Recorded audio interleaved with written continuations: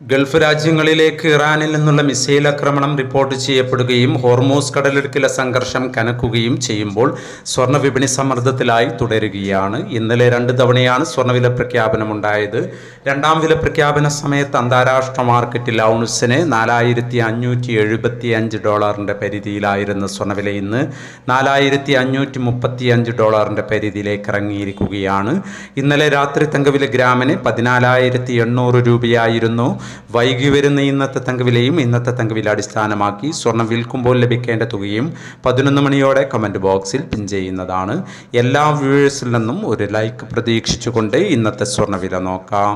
ഇന്ന് പവന് 320 രൂപ കുറഞ്ഞു. ഇന്ന് 5/5/2026 പവന് 1,09,400, ഗ്രാമിന് 13,675.